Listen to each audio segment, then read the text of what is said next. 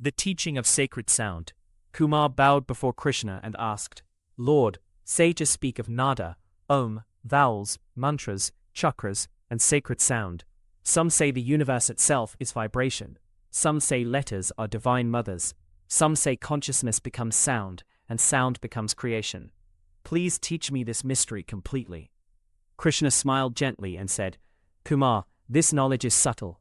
It cannot be understood merely by intellect.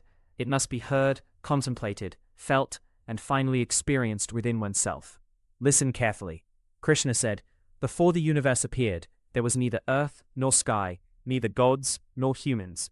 There was only infinite consciousness, silent, unmoving, limitless. Kumar asked, Then how did creation begin? Krishna replied, First came vibration. Concept, Śūnya, Nāda, Bindu Creation. Krishna explained Śūnya void. Kumar, when sages speak of Śūnya void, people often misunderstand. They imagine darkness, nothingness, or absence. But Śūnya is not dead emptiness. It is living stillness. It is fullness beyond form.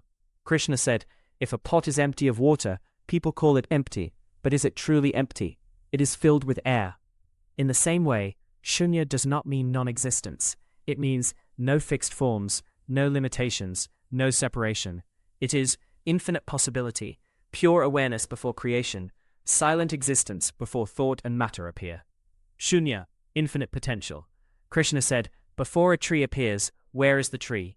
Kumar replied, Inside the seed. Krishna smiled, Yes, the entire tree exists invisibly within the seed. Roots, branches, flowers, fruits, future forests. But they are not yet manifested. Śūnya is like that cosmic seed. Everything exists within it in potential form. Story, the blank canvas. Krishna said, Imagine a blank canvas before a painter begins. To ordinary eyes, it appears empty. But to the artist, infinite paintings already exist within possibility. The canvas is empty of forms, yet full of potential. Likewise, Śūnya is empty of objects, but full of all possible creation. Story, silence before music. Krishna continued, Before a musician plays the flute, there is silence, but hidden within that silence are melodies, rhythms, songs, emotions. The music has not yet emerged, yet it is possible. That silent possibility is similar to Śūnya. Story, the unspoken word. Krishna asked, Before you speak a sentence, where are the words? Kumar became thoughtful. Krishna said, They are not yet audible, yet they already exist as possibility within consciousness. In the same way, the universe existed unmanifest within Śūnya, silent consciousness. Kumar asked, If nothing existed, who was there to know? Krishna replied, Awareness itself. Deep meaning. Story, the mirror. Krishna said, A mirror reflects mountains, rivers, faces, fire. But the mirror itself remains unchanged. Similarly, consciousness reflects all experience without being damaged or altered. Śūnya is that pure reflecting awareness. Śūnya, pure being. Kumar asked, What exists in Śūnya? Krishna answered, Being itself. Beyond identity. Before creation there was no name, no body, no time, no separation. Only pure existence. I am, not, I am this, I am that, I am human, I am separate. Just pure being. I am. Story, deep sleep. Krishna said, In deep dreamless sleep, there is no world, no identity, no thought, no problem. Yet after waking you say, I slept peacefully. Who knew that peace? Kumar became silent. Krishna said, Even when mind disappears, a deeper awareness remains. That peaceful background hints toward Śūnya. Why creation emerges from Śūnya? Kumar asked, If Śūnya is complete, why does creation arise at all? Krishna smiled gently. Why does a poet write poetry? Why does a flower bloom? Why does a child dance? Not from lack, but from overflowing fullness. Creation is consciousness expressing its infinite possibilities. Important clarification. Krishna warned Kumar, Do not mistake Śūnya for depression, lifelessness, or nihilism. Real Śūnya is vibrant, awake, peaceful, limitless, luminous with possibility. It is not dead emptiness, it is living infinity. Krishna sat silently for some time. The wind moved gently through the trees. A distant river could be heard flowing. Then Krishna spoke softly. Kumar, now you have heard about Śūnya, the infinite stillness before creation. Now listen carefully to the next mystery. How stillness begins to move. How silence becomes vibration. How the unborn universe begins to awaken. 2. Nāda, primordial sound. Krishna said, from the infinite stillness of Śūnya, a subtle movement arose. This first movement is called Nāda. But Krishna immediately warned Kumar, do not imagine ordinary sound. Nāda is not the striking of two objects, air vibrations, spoken language, physical noise. It is subtler than all of these. It is inner resonance, cosmic pulsation, living vibration, the first trembling of consciousness within itself. This is called Anahata Nāda, the unstruck sound. Why creation emerges from Śūnya? Kumar asked. If Śūnya is complete, why does creation arise at all? Krishna smiled gently. Why does a poet write poetry? Why does a flower bloom? Why does a child dance? Not from lack, but from overflowing fullness. Creation is consciousness, expressing its infinite possibilities. Important clarification. Krishna warned Kumar, do not mistake Śūnya for depression, lifelessness, or nihilism. Real Śūnya is vibrant, awake, peaceful, limitless, luminous with possibility. It is not dead emptiness, it is living infinity. Krishna sat silently for some time. The wind moved gently through the trees. A distant river could be heard flowing. Then Krishna spoke softly. Kumar, now you have heard about Śūnya, the infinite stillness before creation. Now listen carefully to the next mystery. How stillness begins to move. How silence becomes vibration. How the unborn universe begins to awaken.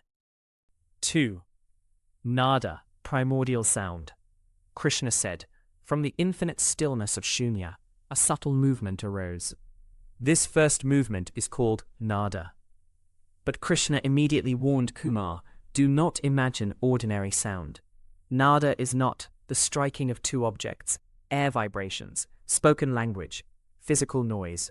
It is subtler than all of these. It is inner resonance, cosmic pulsation, living vibration, the first trembling of consciousness within itself. This is called Anahata Nāda, the unstruck sound. What does unstruck sound mean? Kumar asked. How can sound exist without striking? Krishna smiled. Ordinary sound needs collision. Hands clap, drums are struck, strings vibrate. But Nāda is different. It arises spontaneously from consciousness itself. Like light radiating from the sun, fragrance emerging from a flower, heat arising from fire. No external striking is needed. Nāda is self-born vibration. The silent temple bell. Krishna said, imagine a great bell hanging in a silent temple. No one strikes it, yet in deep meditation, a yogi begins to hear a subtle humming within himself. The sound did not come from outside, it emerged from inner awareness. That inner resonance hints toward Nāda. The ocean before waves. Krishna asked, what is a wave before it rises? Kumar replied, it is already ocean. Krishna nodded. In the same way, Nāda is consciousness beginning to ripple within itself. Before worlds appear, before stars, before bodies, there is only subtle vibration arising in infinite awareness. The sleeping musician. Krishna continued, a musician sleeps silently at night. No song is being played, yet the capacity for infinite music exists within him. The moment inspiration awakens, music begins flowing. Similarly, Śūnya is silent infinite potential. Nāda is the first awakening of expression. Nāda as cosmic pulsation. Krishna said, the sages called this movement spanda, the subtle throb of existence. Everything vibrates. Atoms, breath, thoughts, emotions, stars, galaxies. The entire universe is movement within stillness. Just as a spider web trembles from one tiny touch, the whole cosmos vibrates through Nāda. Relationship between Śūnya and Nāda. Krishna drew a circle in the sand. At the center is perfect stillness. From the center radiates movement. Stillness and vibration are not truly separate. Like fire and heat, sun and light, flower and fragrance. Śūnya is silent consciousness. Nāda is consciousness in motion. Thus, Śūnya, Nāda, creation. Aspect, creation. Śūnya, Nāda, creation. The meaning of Anahata. Krishna explained, Anahata means unstruck. Later yogis also used this word for the heart center. Why? Because deep within the heart, the yogi begins hearing subtle inner vibration, not created by the external world.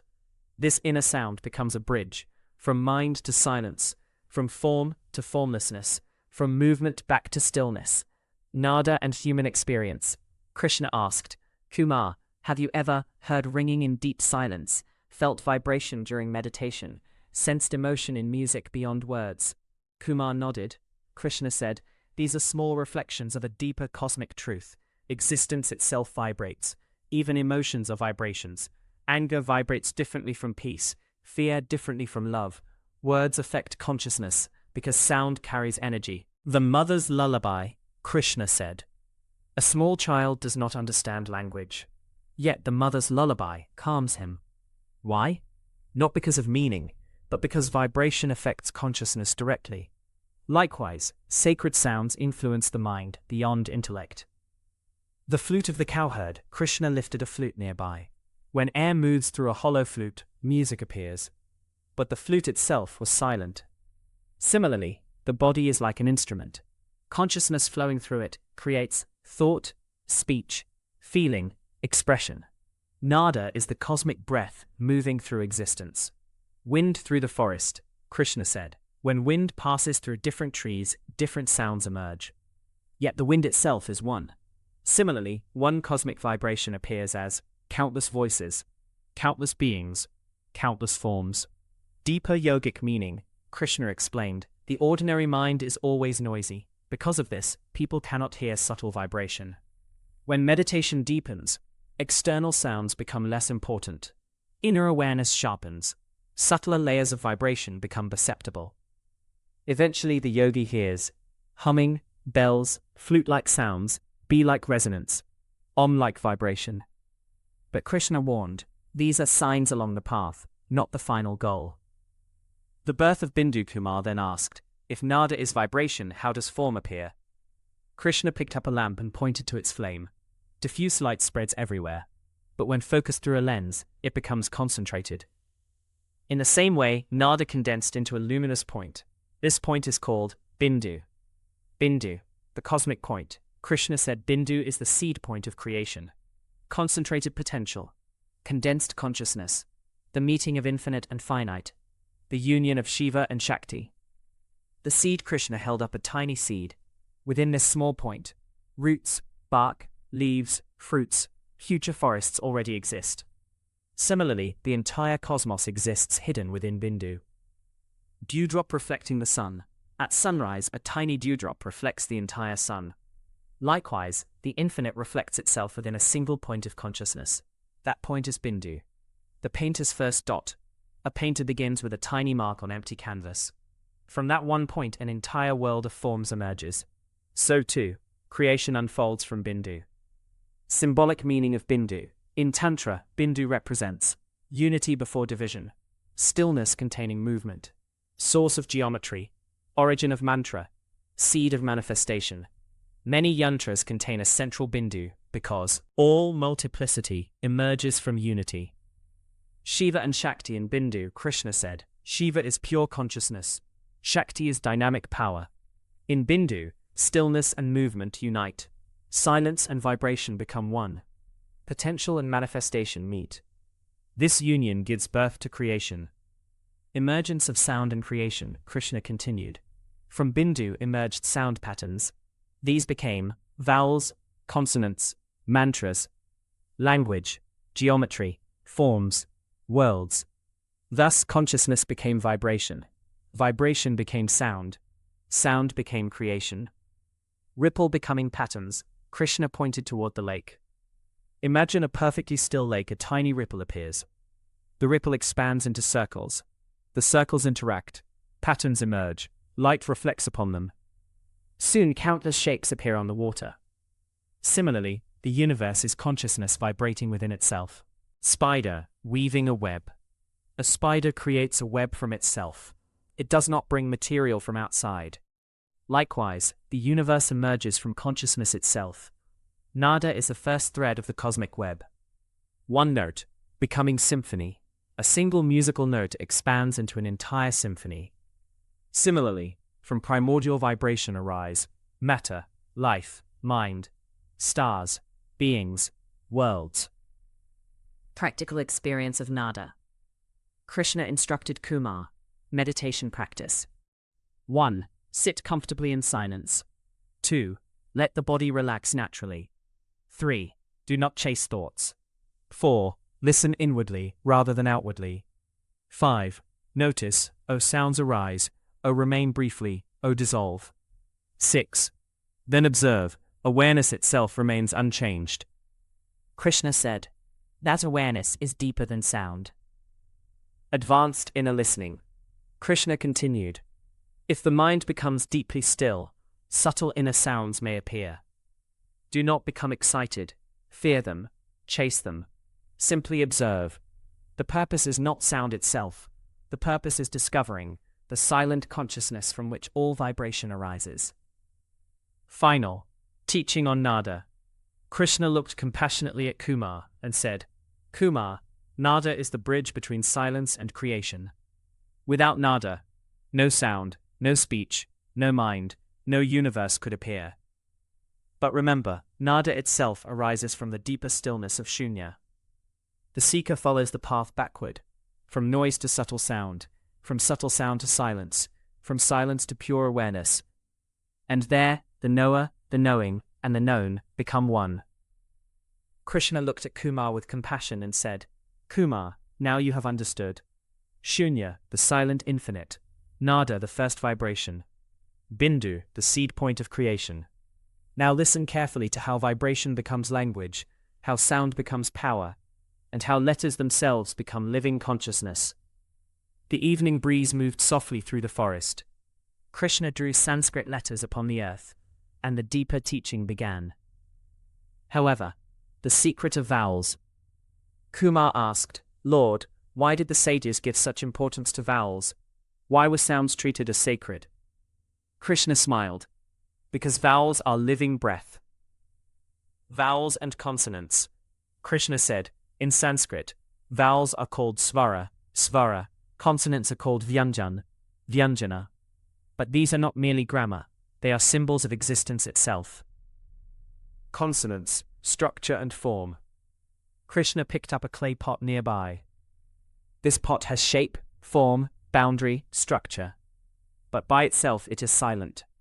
Likewise, consonants are structure. They represent form, limitation, definition, boundaries, manifestation. For example, KPN cannot fully sound by itself. It is incomplete. The skeleton. Krishna said, a skeleton gives shape to the body. Without it, the body collapses. But a skeleton alone cannot live. Similarly, consonants provide structure, but not life force. The empty house. A house may have walls, doors, windows, rooms, but without people, warmth, movement or breath, it feels lifeless. Consonants are like the structure of the house. The lamp without flame. Krishna lit a small lamp. The lamp has shape, wick, oil. But without flame, there is no light. Consonants are the lamp. Vowels are the flame. Vowels, flow and consciousness. Krishna then inhaled deeply and chanted softly. Ah. The sound flowed continuously. Kumar, vowels are living movement. They represent breath, continuity, energy, life force, consciousness itself. When vowel joins consonant, K plus R equals K. Then sound becomes alive. Thus, consonants equals body, vowels equals prana, life energy. Mat brood. The flute. Krishna lifted his flute. A flute has holes and structure, but without breath it produces no music. Consonants are the flute. Vowels are the breath. The river and riverbanks. Krishna pointed toward the river. The riverbanks give shape to the river, but flowing water gives movement and life. Similarly, consonants create boundaries, vowels create flow. Wind through bamboo. When wind passes through hollow bamboo, music appears. Without moving air, there is no song. Vowels are that moving current of consciousness. Deeper tantric meaning. Kumar asked, "Why did tantric sages worship vowels?" Krishna replied, "Because they saw vowels as flowing Shakti. Shakti means dynamic consciousness, living power, creative movement. Thus, vowels equals movement, consonance equals manifestation. Or, vowels equals energy, consonance equals form. Without Shakti, nothing moves. Without vowels, sound cannot live." The human body as sound. Krishna explained, every vowel affects the body differently. Some vibrate: throat, chest, skull, abdomen, nervous system. This is why mantra science developed carefully. The sages did not merely invent sounds, they discovered vibrational effects through meditation. Practice, feeling the vowels. Krishna instructed Kumar, do not merely pronounce, feel. Chant slowly, e, u. Observe breath, vibration, resonance, subtle sensation in the body. Krishna said, sound is not only heard through ears, it is felt through consciousness. The mystery of A. Krishna became very quiet.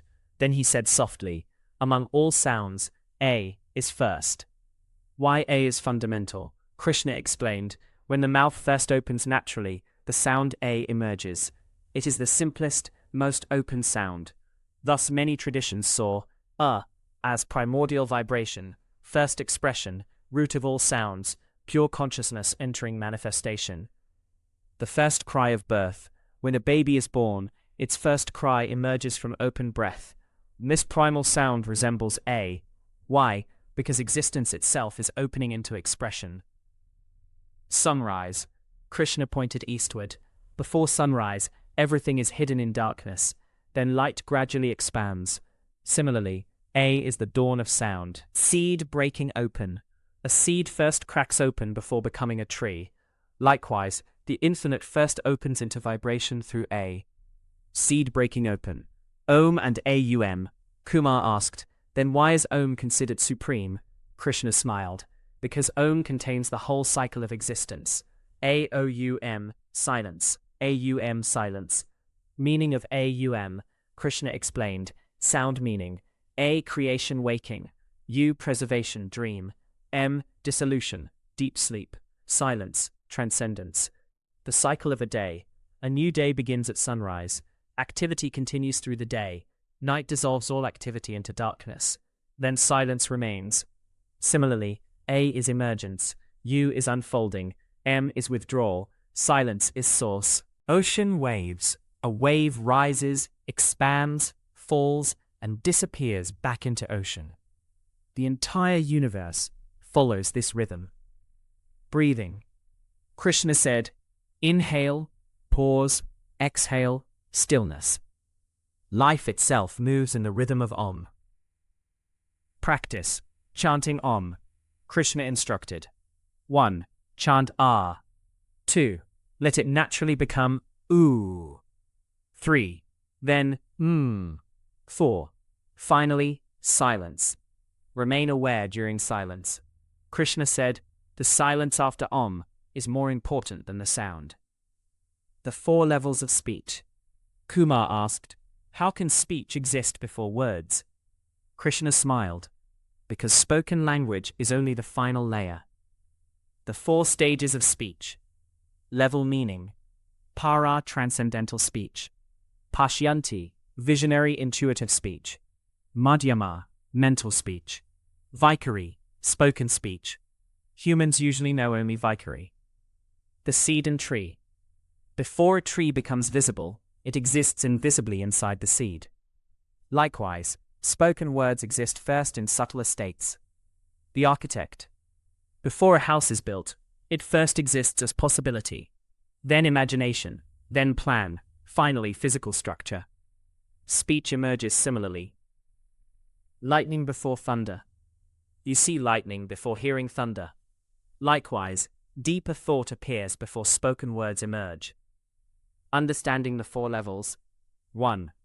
Vaikari, spoken speech. This is audible words, physical vibration, language through mouth and tongue. The grossest level. 2.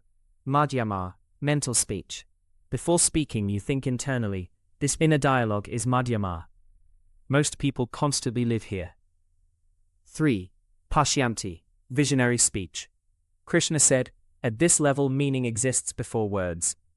Like sudden intuition, direct knowing, insight without language.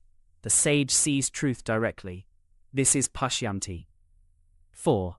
Para, supreme speech. Before thought, before vibration, before separation, there is pure consciousness. This is Para, the source of all sound. Practice, tracing speech backward. Krishna instructed. Before speaking, 1. Observe thought arising. 2. Trace it backward. 3. Notice silent awareness before thought. 4. Rest there briefly. That silent source is closer to Para. Matrika, the divine alphabet. Krishna said, the sages did not see letters as dead symbols. Each Sanskrit sound was seen as vibration, energy, consciousness force. This system is called Matrika, meaning little mothers. Underlined. Gold becoming ornaments. Bracelets, crowns, rings, necklaces, all are different forms of one gold. Similarly, all words emerge from one consciousness through sound. Underlined. White light becoming colors. One white light passes through crystal and becomes many colors. Likewise, one consciousness appears as many sounds. Ocean, becoming waves. Waves seem separate, but all are ocean. All letters are movements of one awareness. The chakras and sound. Krishna said, the human body is a sonic mandala. Each chakra contains sound petals, subtle vibrational patterns. These are not merely symbolic. They represent states of consciousness. The night was quiet.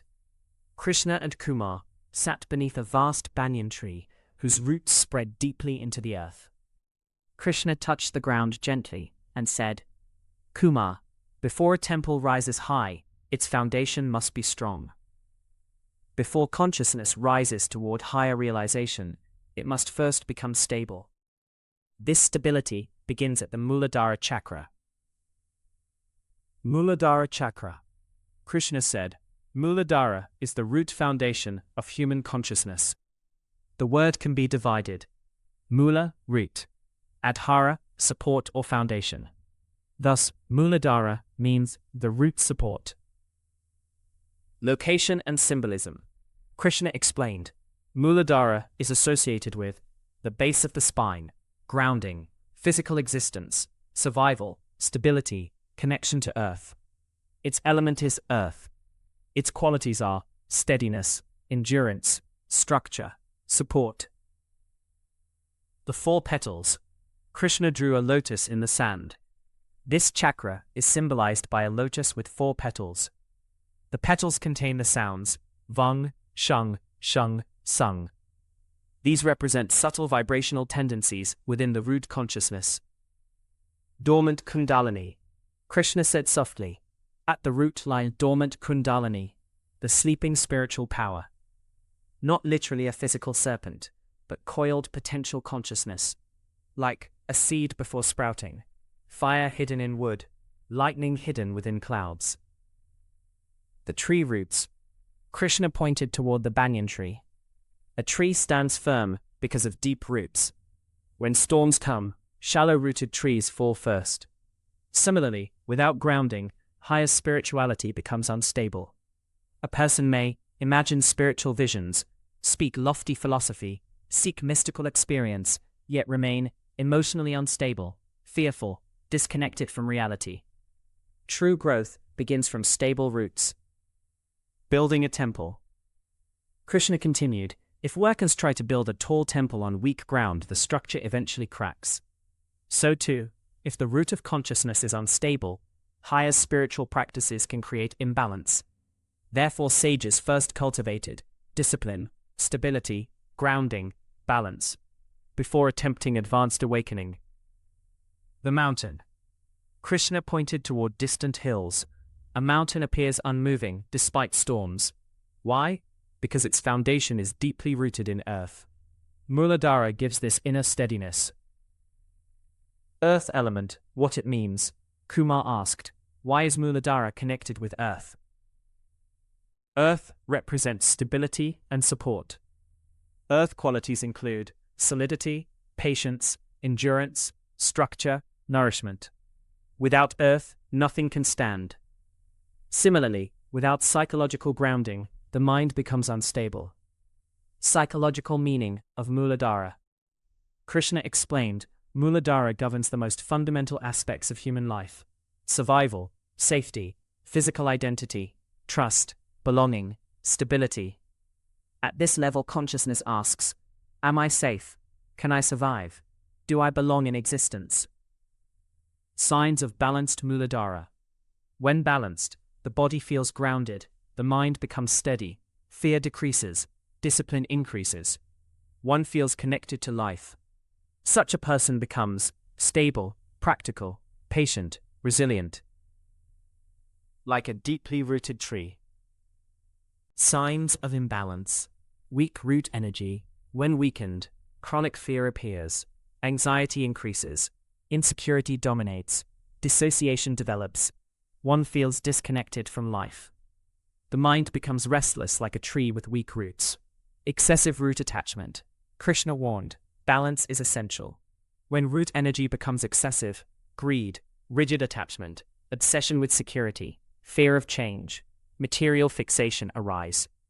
A tree rooted too rigidly cannot bend with wind. The frightened deer. A deer constantly fearing predators cannot rest peacefully.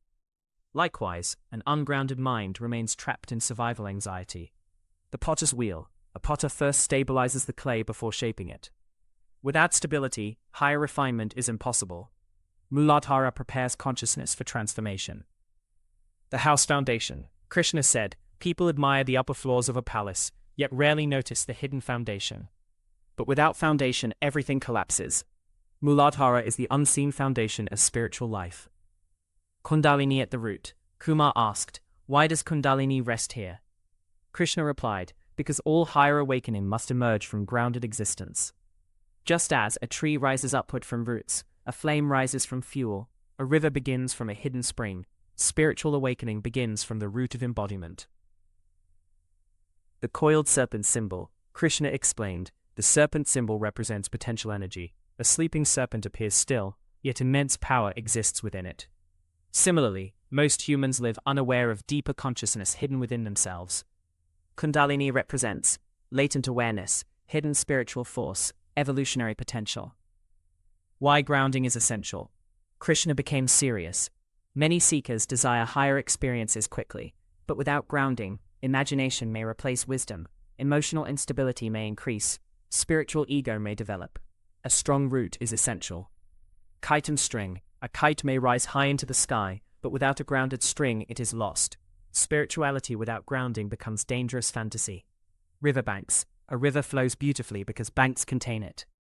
Similarly, discipline and grounding guide spiritual energy safely.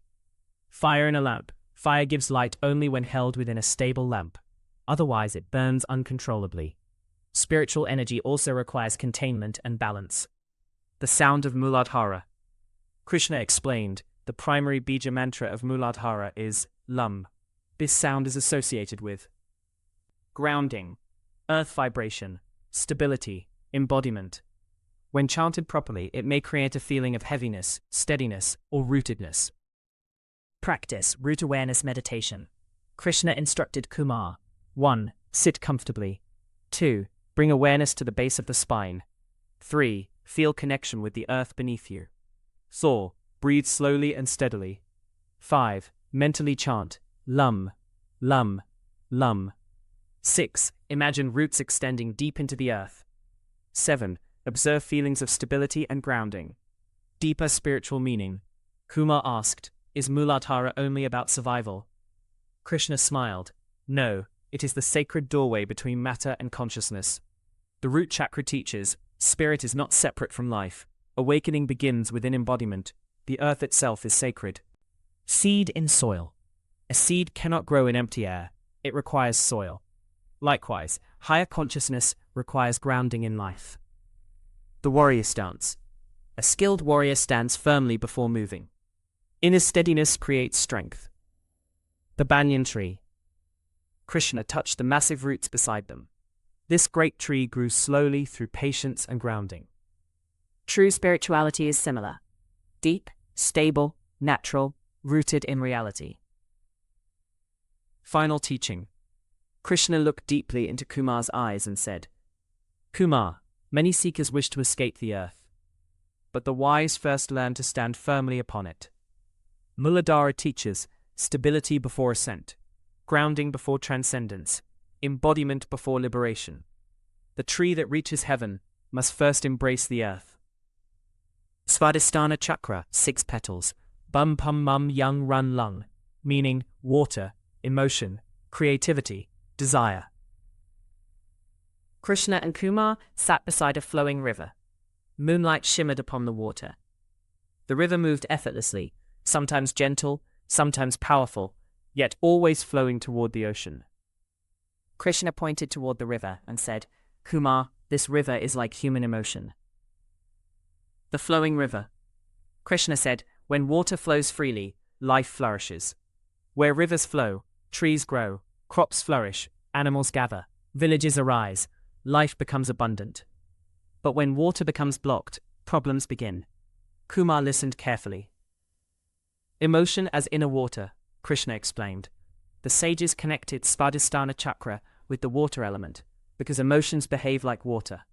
Emotions naturally move, change, rise, fall, circulate. Like water, they are not meant to remain frozen. Stagnant pond. Krishna pointed toward a small stagnant pool near the riverbank. See that pond? The water there does not move. Soon, insects gather, foul smell appears, decay begins. Similarly, when emotions are suppressed for long periods, fear accumulates, resentment deepens, sadness hardens, energy becomes stagnant. A person may appear calm outwardly, yet internally become heavy and lifeless. Krishna said, many people fear emotions, so they suppress them. But suppressed emotion does not disappear. It sinks deeper into the mind and body. Then it emerges as anxiety, anger, exhaustion, numbness, compulsive behavior, emotional instability, like blocked water building pressure behind a dam. The flooded river, Krishna continued. Now imagine a river after violent storms. When water loses balance, it floods villages, destroys crops, and carries away everything. Uncontrolled emotion can overwhelm intelligence. Examples: anger becoming violence, attachment becoming obsession, grief becoming hopelessness, desire becoming addiction. Water is powerful. Emotion is powerful. Without awareness, both can become destructive. The middle path, healthy flow. Kumar asked, then should emotions be suppressed or expressed freely? Krishna smiled. Neither extreme brings wisdom. The river that nourishes life is neither frozen nor flooding. Balanced emotion means feeling fully, remaining aware, not becoming enslaved by emotion. Creativity and emotional flow. Krishna explained, when emotional energy flows freely, it transforms into creativity. That energy becomes music, poetry, dance, love, imagination, devotion, artistic expression, spiritual longing. The same emotional force that creates suffering can become beauty when purified. On to the musician. A musician who has suffered deeply may create beautiful music. Why? Because emotion was transformed rather than suppressed. The river was allowed to flow creatively. On to the lotus in water. Krishna pointed toward a lotus floating nearby. The lotus grows from water, yet rises above it beautifully. Likewise, human consciousness can use emotion for awakening rather than drowning in it. They allow life energy to flow consciously toward truth, just as every river ultimately moves toward the ocean. Manipura chakra. The morning sun had begun to rise. Krishna and Kumar sat near a blacksmith's workshop at the edge of a village. Inside, flames roared within a furnace. Iron glowed red, like molten sunlight. Krishna pointed toward the fire and said, Kumar, now listen to the mystery of Manipura, the city of fire. On to the cranium. Krishna said, the word Manipura means city of jewels. Why? Because immense power lies hidden here. Manipura chakra is associated with fire, transformation, willpower, vitality, confidence, inner strength, digestion, action. Its element is fire. Its location is around the navel region, solar plexus. The 10 petals. Krishna drew a radiant lotus in the sand. This chakra is symbolized by 10 petals. The petals contain the syllables dun, tun, tun, tun, tun, pun, nun, pun, fun. These represent subtle energetic tendencies connected with power, transformation, and action. Why fire represents Manipura? Kumar asked, why did the sages connect this chakra with fire? Krishna picked up a piece of iron from the furnace. Because fire transforms. Fire can cook raw food, purify metal, create warmth, produce light, destroy impurity. Without fire, nothing changes. Similarly, Manipura governs the transforming power within human consciousness. Under section Excessive Manipura, Krishna warned Kumar carefully. Too much fire also creates suffering. Excessive Manipura may become domination, aggression, anger, arrogance, obsession with control, destructive ambition. Then fire no longer nourishes, it burns. The forest fire. A controlled flame cooks food, an uncontrolled fire destroys forests. Power without wisdom becomes dangerous. The warrior. A true warrior controls his strength. The undisciplined person becomes enslaved by anger. The wise person channels power consciously. The sun within. Krishna pointed toward the rising sun. The sages saw the sun as the cosmic symbol of Manipura. Why? Because the sun radiates energy, sustains life, gives warmth, illuminates darkness. Similarly, Manipura radiates vitality through the human system. Sunrise, dispelling darkness. When the sun rises, darkness disappears naturally.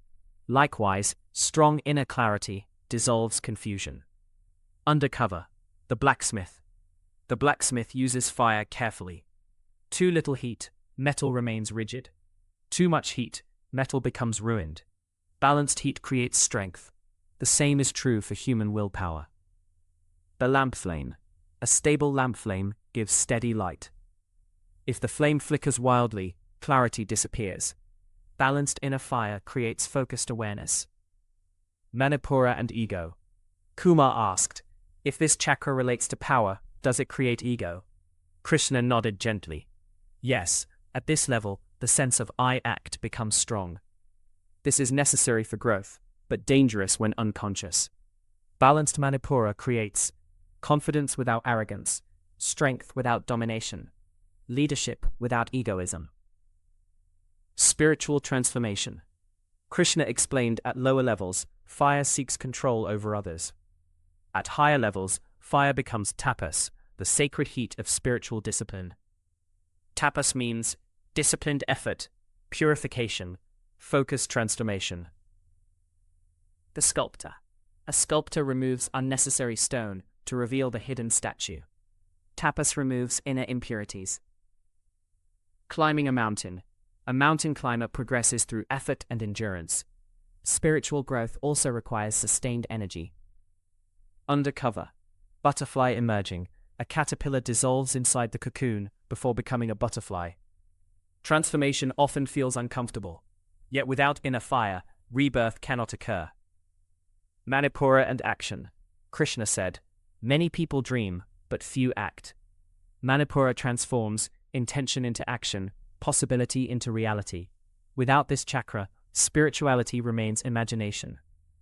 The Bija mantra. Krishna explained, the primary Bija mantra of Manipura is Rung. This sound is associated with fire, vitality, transformation, inner power. When chanted deeply, it may create sensations of warmth, activation, strength, energetic movement. Practice. Fire meditation. Krishna instructed Kumar. 1. Sit steadily. 2. Bring awareness to the navel region. 3. Breathe deeply. 4. Visualize a golden flame at the center of the abdomen.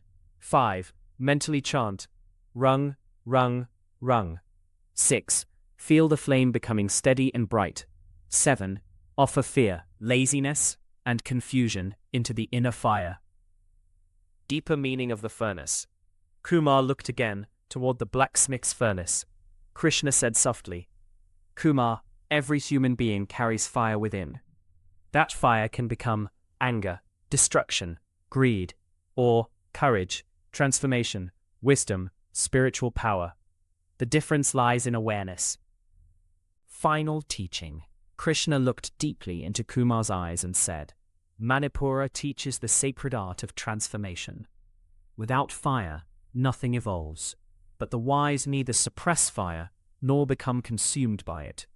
They refine it. Then inner fire becomes clarity, disciplined strength, fearless action, spiritual radiance. Just as gold becomes pure through flame, the soul becomes luminous through conscious transformation.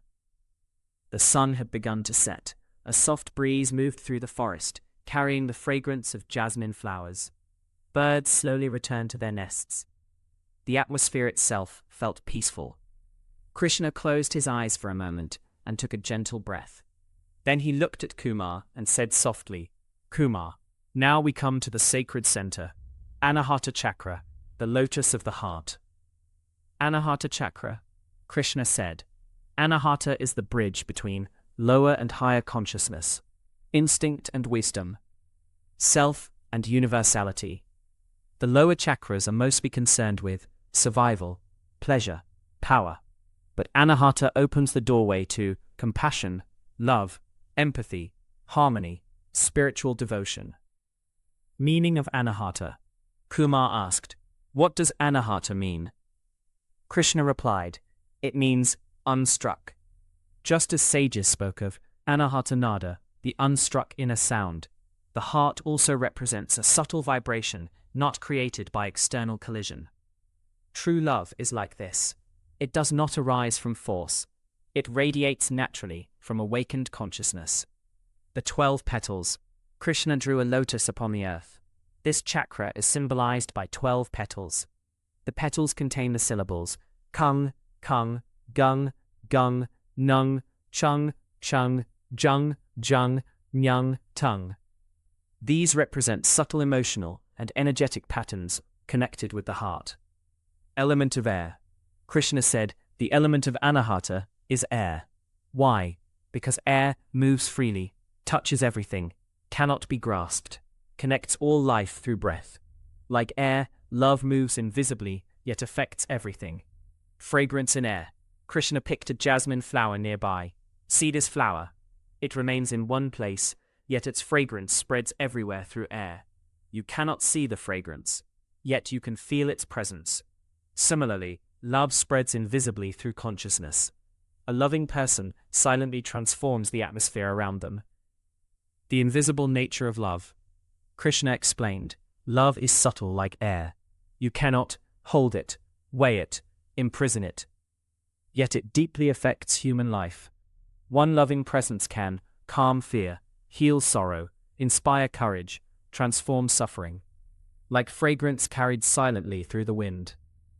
Cool breeze in summer. After intense heat, a cool breeze brings relief. Anahata is the cool breeze in the heart, bringing peace and renewal. A cool breeze brings relief to all. It does not ask, who is rich, who is poor, who is worthy. It touches everyone equally. True compassion is similar.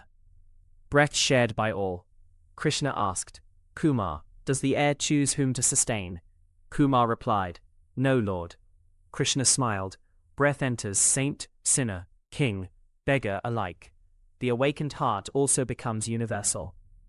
Psychological meaning of Anahata. Krishna explained, Anahata governs love, compassion, forgiveness, emotional healing, empathy, connection, devotion, trust, harmony. At this level, consciousness asks, can I love? Can I open? Can I connect without fear? Final teaching. Krishna looked deeply into Kumar's eyes and said, Manipura teaches the sacred art of transformation. Without fire, nothing evolves, but the wise neither suppress fire nor become consumed by it. They refine it. Then inner fire becomes clarity, disciplined strength, fearless action. Spiritual radiance. Just as gold becomes pure through flame, the soul becomes luminous through conscious transformation. The sun had begun to set. A soft breeze moved through the forest, carrying the fragrance of jasmine flowers. Birds slowly returned to their nests. The atmosphere itself felt peaceful. Krishna closed his eyes for a moment and took a gentle breath. Then he looked at Kumar and said softly, "Kumar, now we come to the sacred center, Anahata Chakra, the lotus of the heart." Anahata Chakra, Krishna said. Anahata is the bridge between lower and higher consciousness, instinct and wisdom, self and universality.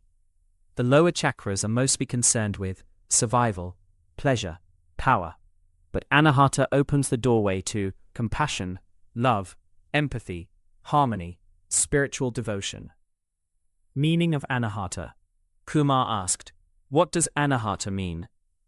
Krishna replied, "It means unstruck."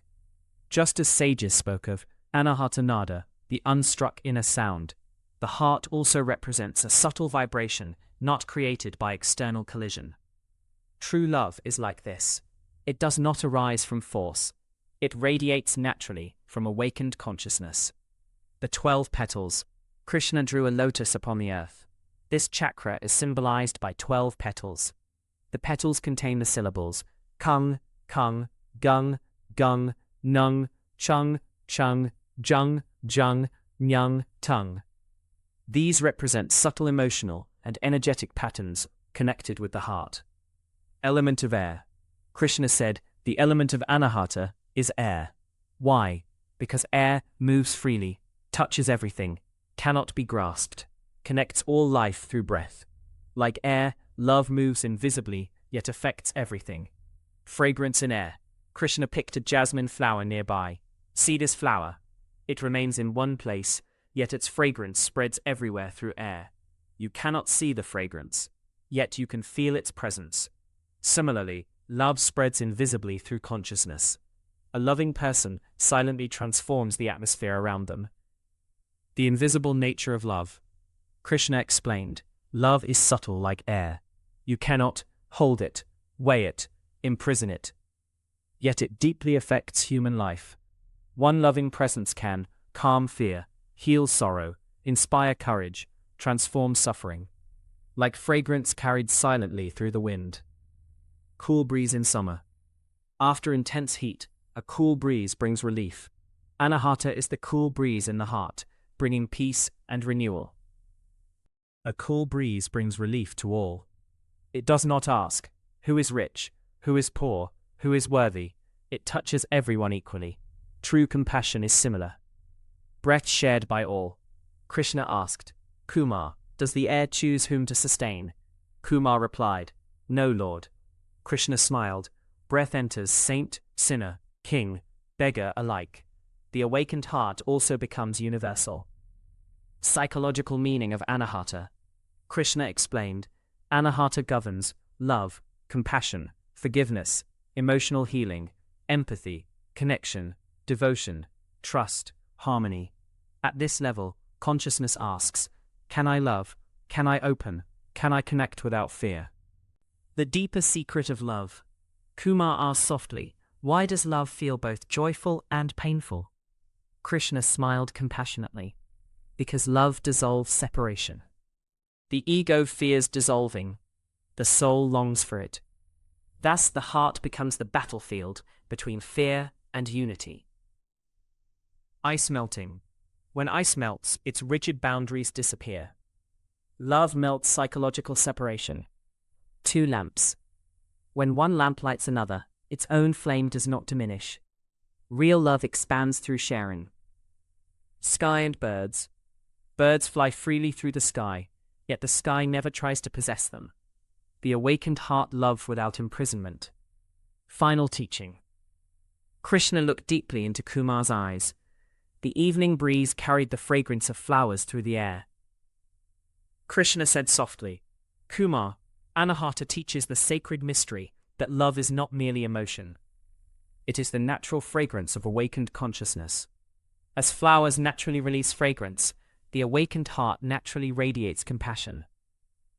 The wise do not force love. They remove the fear that blocks it.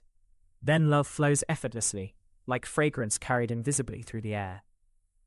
The night sky above the forest had become crystal clear. The moon shone brightly, and every distant sound, flowing water, wind through leaves, the faint song of insects, could be heard with unusual clarity. Krishna looked upward toward the open sky and said, "Kumar, now we come to the Vishuddha chakra, the center of purification and sacred expression." Vishuddha chakra. Krishna said, the word Vishuddha means especially pure or complete purification. This chakra relates to sound, vibration, speech, expression, truth, resonance, subtle purification. Its location is the throat region. Its element is ether or space, akasha. Why ether? Kumar asked. Why is this chakra connected with space? Krishna replied, because sound requires space. Without space, vibration cannot travel, music cannot arise, expression cannot unfold. Similarly, inner openness is necessary for truthful expression. The 16 petals, the vowels. Krishna drew a luminous lotus in the sand. The Vishuddha chakra contains 16 petals. These petals contain the Sanskrit vowels a, e, u, a, o, ung, a. Krishna said, these are not ordinary letters alone. The sages saw them as pure streams of living vibration. Why vowels belong to Vishuddha? Krishna explained. Consonants require structure, but vowels flow freely. Vowels are carried directly by breath. Thus they symbolize pure movement, life force, uninterrupted vibration. Just as breath flows through open space, vowels flow through the field of consciousness. The clear sky. Krishna pointed toward the open sky. When the sky is clear, sound travels beautifully. But during storms, sound becomes distorted. Similarly, when the mind is clouded by fear, anger, or dishonesty, expression becomes distorted. Vishuddha purifies expression. Exactly. Krishna explained, Vishuddha governs communication, truthfulness, creativity, authentic expression, listening, vibrational sensitivity, purification through sound. At this level, consciousness asks, can I express truth? Can I listen deeply? Can vibration become pure? The meaning of purification. Kumar asked, what does purification mean here? Krishna replied, purification means removing distortion. Consider muddy water. The water itself is not destroyed. Only impurity settles. Similarly, Vishuddha removes distortions in speech, emotion, thought, vibration. Then consciousness expresses itself clearly. Muddy water becoming clear. When muddy water becomes still, clarity naturally appears. Likewise, truth emerges when mental agitation decreases. Dust on a flute. A flute covered in dust cannot produce pure music. Similarly, fear, lies, suppressed emotion, and confusion block authentic expression. Purification restores resonance, sound, and consciousness. Krishna explained, the sages observed that speech affects consciousness deeply. Words can heal, inspire, destroy, calm, wound, awaken. Sound is creative power. Thus Vishuddha became associated with sacred vibration. Echo in a valley. In a mountain valley, every sound echoes. Likewise, every word spoken leaves subtle impressions in consciousness. Speech shapes both speaker and listener. Poison and nectar. The same mouth can release poison or nectar. Speech can create conflict or healing. Therefore, the throat center requires purification. Bell metal. A cracked bell produces distorted sound. Similarly, inner fragmentation distorts communication. Wholeness creates clarity. Vishuddha and truth. Krishna became serious. Truthfulness is one of the deepest aspects of Vishuddha. When people constantly suppress truth, energy becomes blocked, anxiety increases, inner conflict develops. Falsehood divides consciousness against itself. Truth unifies. Crooked bamboo.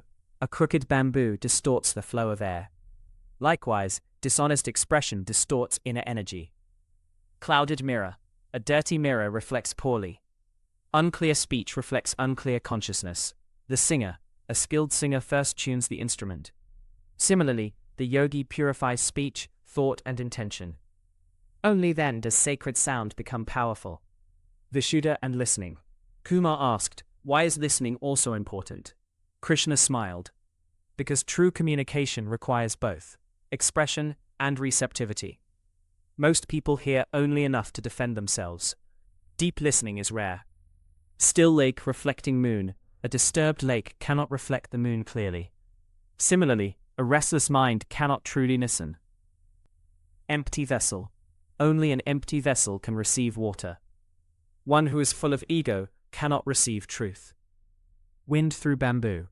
When wind moves through hollow bamboo, music emerges. The egoless mind becomes a channel for higher expression. Vishuddha and mantra. Krishna explained, at Vishuddha, sound becomes increasingly subtle. Mantra is no longer merely verbal repetition.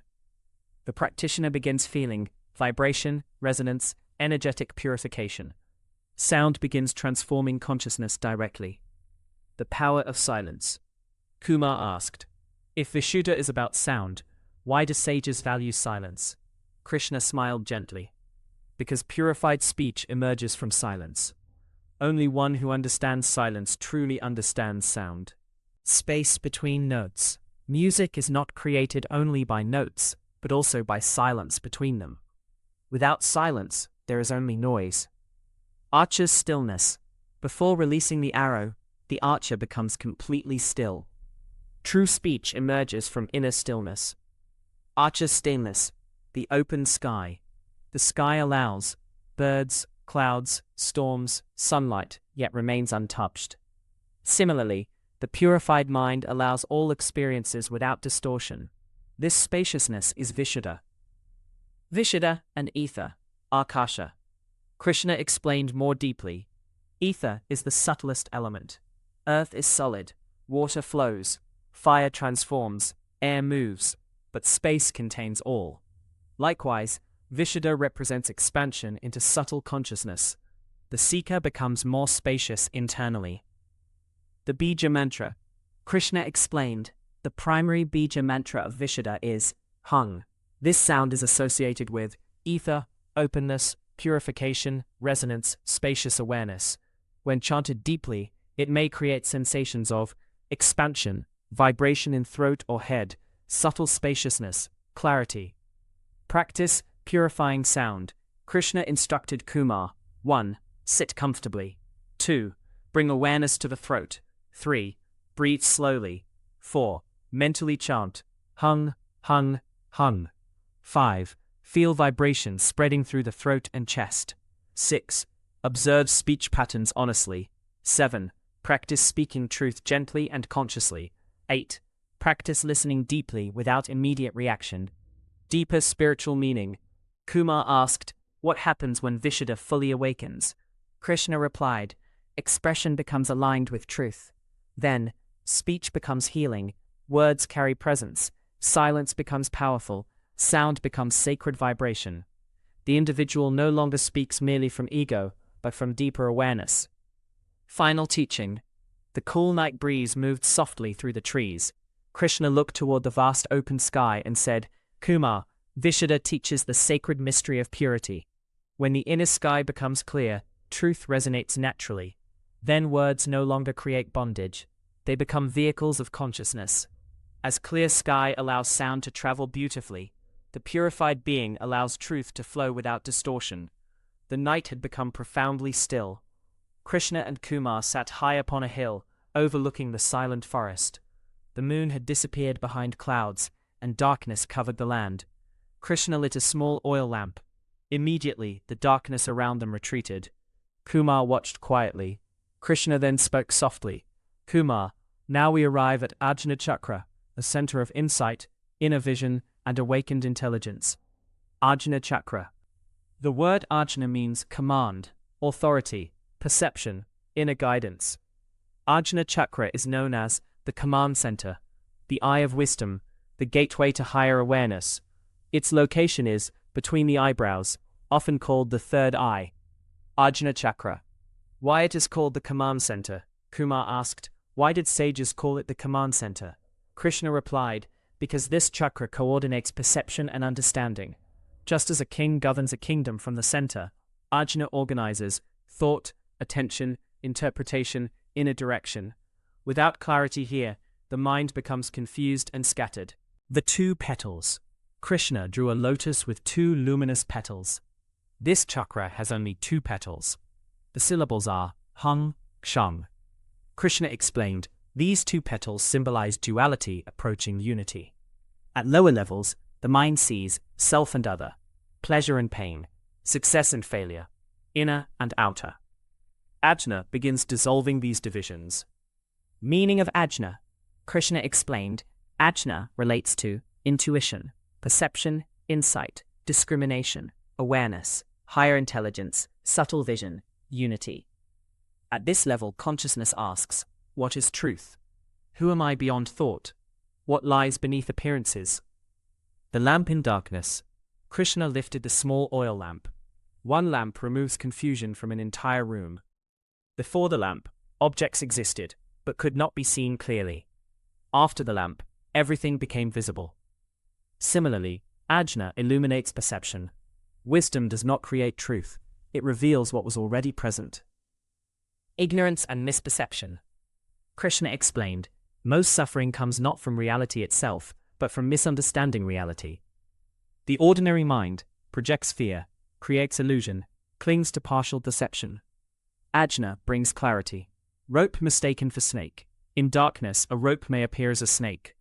Fear immediately arises, but when light appears, fear disappears instantly. The snake never truly existed. Similarly, many psychological fears are creations of ignorance. Awareness dissolves illusion.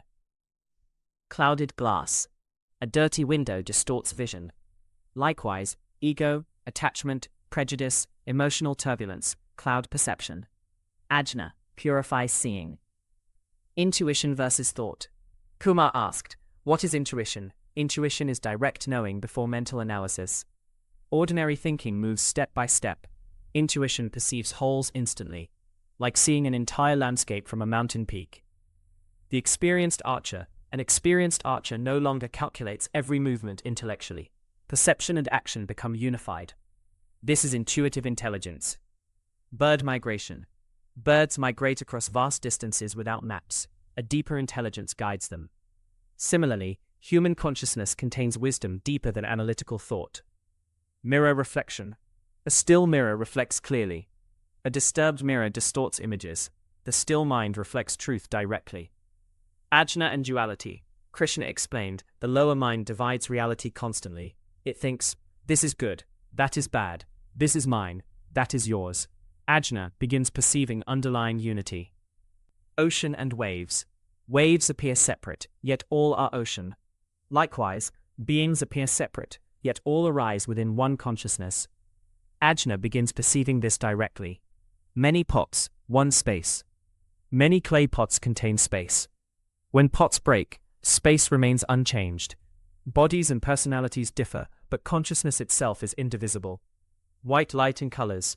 White light appears as many colors through a prism. Similarly, one consciousness appears as countless forms. Ajna sees unity behind diversity. Psychological meaning.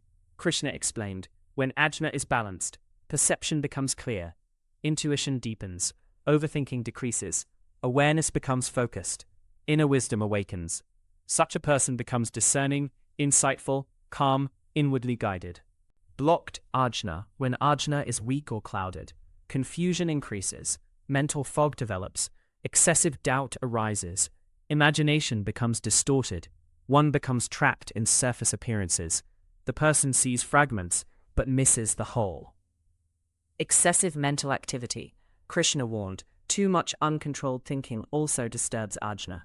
An overactive mind becomes restless, analytical without wisdom, trapped in endless concepts. True insight requires silence. Muddy water. When water is constantly stirred, it cannot become clear. The mind also requires stillness for wisdom to emerge. The owl. An owl sees clearly at night because its perception is adapted to darkness. Similarly, the awakened mind sees truth where ordinary perception sees confusion.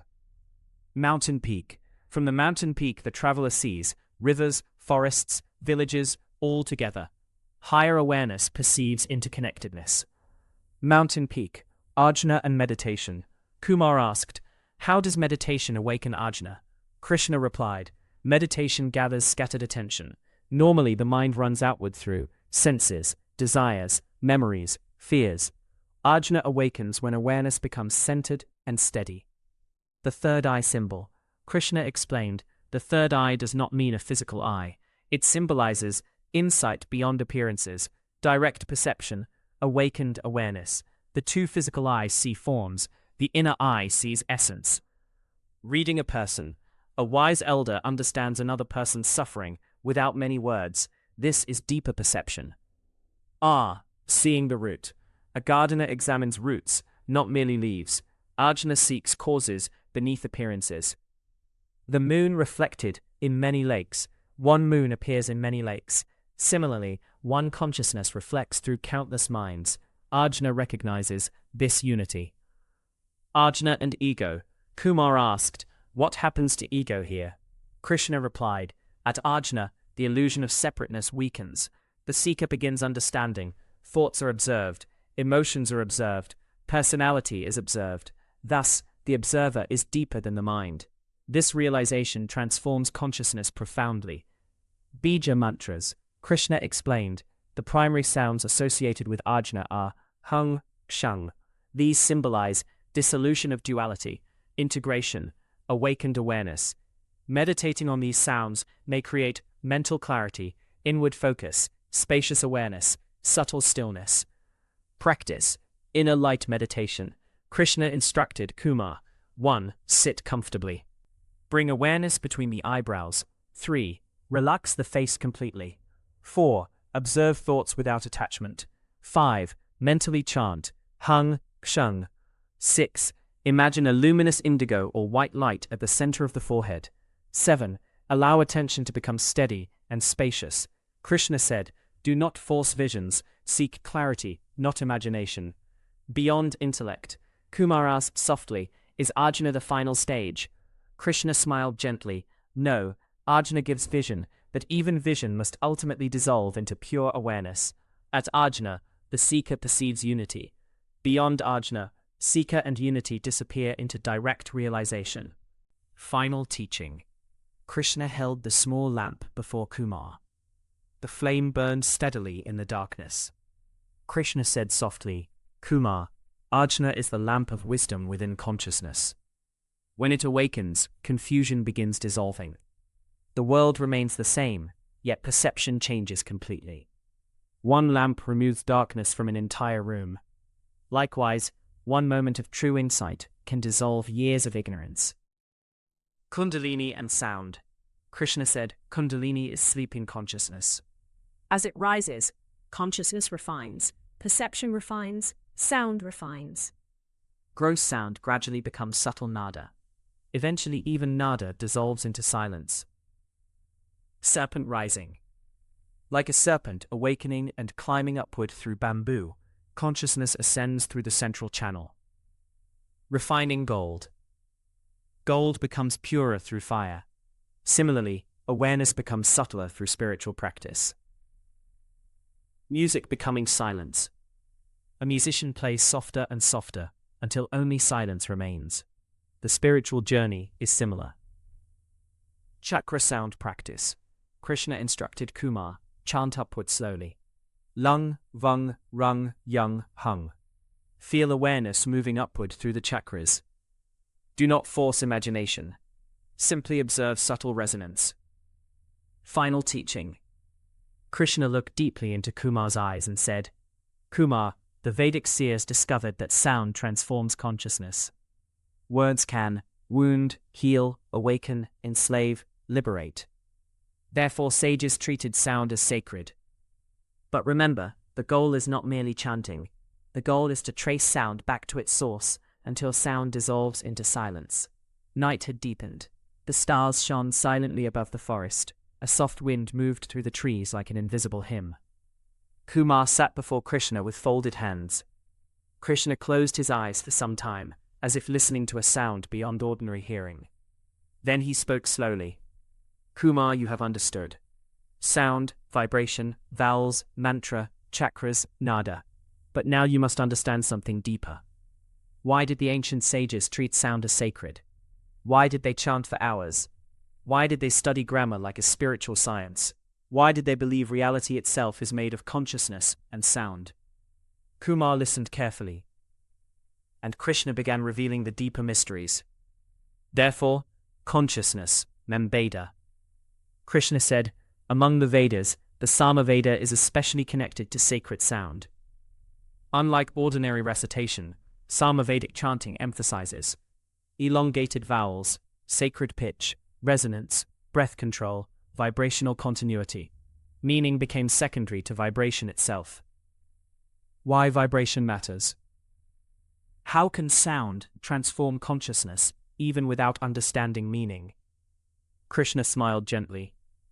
A mother's lullaby calms a child before the child understands language. Why? Because vibration acts directly upon consciousness. The mother's song. A baby cannot understand words. Yet when the mother sings softly, the child relaxes, breath slows, fear dissolves. The sound itself carries emotional energy. Likewise, sacred chanting affects the nervous system, breath, mind, and subtle awareness. Birds at dawn. Krishna pointed toward the forest. At sunrise, birds begin singing. Even without understanding their language, their sound changes the atmosphere. The world feels alive. Why? Because vibration influences consciousness directly. Temple bells. When a temple bell rings, people naturally become quiet. Not because of intellectual meaning, but because resonance reorganizes attention. Sacred sound can harmonize the mind. The science of resonance, Krishna explained. When sound is prolonged carefully, the body itself becomes a resonating chamber. Different tones affect breath rhythm, heartbeat, emotions, mental states, nervous system. This is why ancient chanting was highly precise, not merely musical, but vibrational science. Elongated vowels, Krishna demonstrated. The sound expanded like a wave. Elongated vowels create continuity. The mind normally jumps constantly, thought to thought, memory to memory, desire to desire. But prolonged sound creates steadiness, rhythmic breathing, mental unification. Oil flowing, Krishna said. When oil pours slowly, it forms one continuous stream. Likewise, prolonged chanting creates uninterrupted awareness. A spinning wheel. A spinning wheel appears stable when rotating smoothly. Similarly, steady mantra reduces mental fragmentation. Wind through a cave. When wind passes through a cave, a deep humming resonance emerges. The human body also becomes a chamber of resonance during chanting. Practice, listening to Vedic chanting. Krishna instructed Kumar. 1. Sit quietly. 2. Listen to prolonged Vedic chanting. 3. Do not analyze meaning. 4. Simply observe, O breath slowing, O thoughts softening, O awareness widening. Krishna said, sometimes vibration teaches more deeply than words. The forest had become silent again. Krishna picked up a fallen leaf and held it before Kumar. Kumar, most people think grammar is merely about correct speech. But the ancient sages saw something far deeper. They saw grammar as a doorway into the hidden intelligence of existence itself. Kumar looked surprised. How can grammar become spirituality? Krishna smiled gently. Because grammar reveals hidden order. The universe is ordered, Krishna said. Look carefully at existence. Nothing functions randomly. There are patterns everywhere. Seasons return cyclically. Planets move in precise rhythms. Breath flows in patterns. The heart beats rhythmically. Scenes grow according to hidden laws. Music follows harmony. Mathematics follows structure. Similarly, sound and language also follow precise principles. The sages realized order exists both outside and inside consciousness. Why this amazed the sages, Krishna explained. If random sounds were thrown together without law, language could never arise. Yet from a limited set of sounds, humans create poetry, philosophy, songs, scriptures, stories, prayers, scientific knowledge. This astonished the ancient sages. They asked, how can infinite expression emerge from finite sounds? That question eventually became spiritual inquiry. Music from few notes. Krishna picked up a flute lying nearby. A musician creates endless melodies from only a few notes. The notes are limited. The combinations become infinite. Similarly, language emerges from a finite alphabet. Just as 7 notes create countless songs, a limited set of sounds creates limitless expression. Deeper meaning, Krishna explained. The sages saw this as a reflection of creation itself. From one consciousness, countless universes emerge. From one silence, countless sounds emerge. From a few vibrations, infinite forms appear. Thus Brahma mirrored cosmic creation. Colors from few primaries. Krishna pointed toward the evening sky. Look at the colors of sunset. Red, orange, gold, purple, pink. Yet many colors arise from combinations of only a few primary principles. Likewise, countless words arise from combinations of basic phonetic units. Hidden intelligence and simplicity. Krishna said, the wise learn to see infinity hidden within simplicity.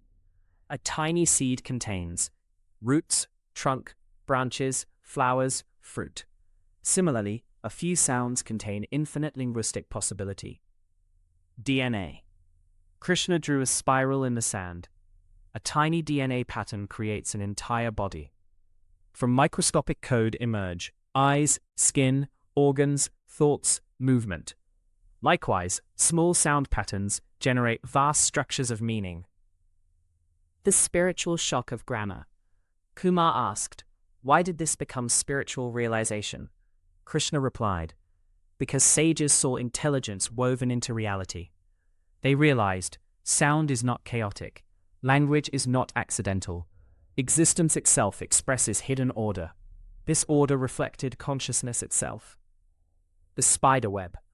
In the morning, a spider web appears delicate and beautiful, yet every strand follows precise geometry. Similarly, language appears spontaneous, but beneath it lies astonishing structure. Snowflakes. Each snowflake appears unique, yet all emerge from mathematical laws. Likewise, every sentence appears unique, yet all arise from phonetic principles. Temple architecture. A temple may contain thousands of carvings, yet all follow hidden architectural proportions. Grammar is the architecture of language. Sound as structured energy. Krishna explained, the sages did not see sound as meaningless noise. They observed tongue position, breath movement, vibration points, resonance patterns. Every Sanskrit sound was mapped carefully. This is why Sanskrit phonetics became extremely refined. Why Sanskrit was considered sacred. Kumar asked, why was Sanskrit treated differently? Krishna replied, because Sanskrit was developed with extraordinary awareness of sound structure. The arrangement of sounds follows points of articulation, breath patterns, vibrational order. The alphabet itself becomes a map of consciousness and sound production. The well-tuned instrument. A well-tuned instrument produces clarity. An untuned instrument creates distortion. The sages refined language, like musicians refining sound. River channels. A river spreads chaotically without channels. Channels create direction and harmony. Grammar creates channels for meaning. The weaver. A weaver creates complex cloth from simple threads. Likewise, language weaves worlds from sound. Krishna continued. One of the greatest grammatical sages was Panini. He discovered extraordinarily concise rules governing Sanskrit structure. Tiny formulas generated immense linguistic complexity. Kumar listened in amazement. Krishna smiled. The sages realized the mind itself operates through patterns. Thus, by understanding sound, grammar, language, they also began understanding consciousness. The link between thought and language. Krishna explained, thought and language are deeply connected. Most people think using internal words. Thus, understanding sound helps reveal the structure of thought itself, and understanding thought helps transcend it. Waves and ocean. Waves appear different, yet all are movements of one ocean. Similarly, different words are movements of one consciousness. Clay pots. Many pots are shaped differently, yet all are made from one clay. Words differ externally, yet arise from one field of awareness. Color bloom, branches from one tree. 1,000 branches emerge from one trunk. Likewise, languages diversify from underlying sound principles. The deeper spiritual insight. Kumar asked softly, "What did the sages ultimately discover through grammar?" Krishna became very quiet. Then he said, "I discovered that multiplicity hides unity. Infinite diversity emerges from hidden simplicity." This insight applies to language, music, mathematics, nature, consciousness itself. Grammar as meditation. Kumar looked surprised. Can grammar itself become meditation? Krishna nodded. Yes. When studied deeply, attention sharpens, patterns become visible, sound becomes sacred, thought slows, awareness becomes subtle. Then language is no longer merely communication. It becomes revelation. Seeing the pattern in stars. To ordinary eyes, stars appear scattered randomly, but astronomers perceive constellations and cosmic order. Similarly, the sage perceives hidden harmony within sound. The master musician. A beginner hears only noise. A master hears structure, rhythm, subtlety, relationship. Spiritual insight refines perception. Krishna answered, because the same intelligence that organizes stars, mathematics, music, geometry, also organizes sound. Thus grammar became not merely linguistic, but spiritual revelation. Rivers from one ocean.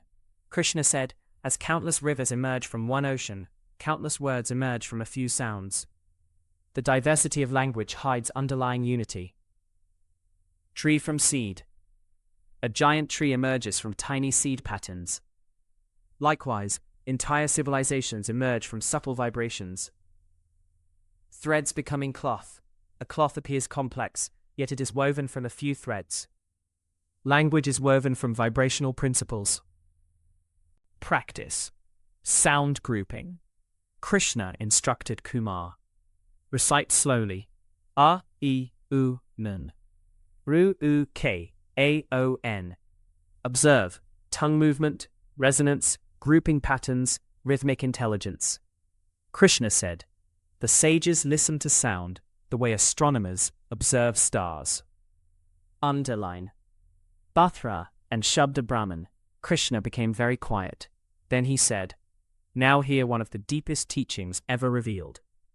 Reality as sound consciousness. The sage Bhathra taught, reality itself is Shabda Brahman, sound consciousness. Not merely physical sound, but conscious vibrational intelligence. What does this mean? Krishna explained. Consciousness and expression are not truly separate. The universe is awareness expressing itself, meaning unfolding itself, consciousness vibrating into experience. Lightning flash. When light practice, inner listening, Krishna instructed. 1. Sit silently. 2. Relax the body completely. 3. Close ears gently, if helpful. 4. Listen inwardly, without expectation. 5. Do not force imagination. 6. Do not chase sounds. 7. Remain aware. Krishna said, the purpose is not hearing extraordinary sounds. The purpose is discovering the awareness in which sound appears. Up beyond Nāda, Krishna finally said, Nāda is sacred, but even Nāda is not ultimate. Kumar became surprised. Is there something beyond sacred vibration itself? Krishna nodded. Yes. Apply 9. Sound arises and dissolves. Observe carefully. Sound begins, remains briefly, disappears. But something remains aware throughout. That awareness is deeper than sound. Waves and ocean. Waves rise and fall, yet ocean remains. Similarly, thoughts rise and fall, emotions rise and fall, sounds rise and fall, universes rise and fall. Awareness remains. Apply 9. Clouds and sky. Clouds move across the sky, but the sky itself remains untouched. Nāda moves within consciousness, but consciousness itself remains still. Apply 9. Movie on a screen. A movie may contain war, love, birth, destruction, yet the screen itself remains unchanged. Likewise, all experience appears within awareness. Apply 9. The final secret. Krishna looked deeply into Kumar's eyes. His voice became almost silent. Kumar, the goal is not merely to chant sounds. The goal is to discover the consciousness from which all sound arises. Trace sound back to silence, vibration back to stillness, mind back to awareness. Then you will realize the universe itself is sacred vibration within consciousness, and beyond even vibration, there is the silent infinite, your own true nature. Kumar bowed deeply. For the first time, he no longer merely understood the teaching intellectually. In the silence between sounds, he began to glimpse the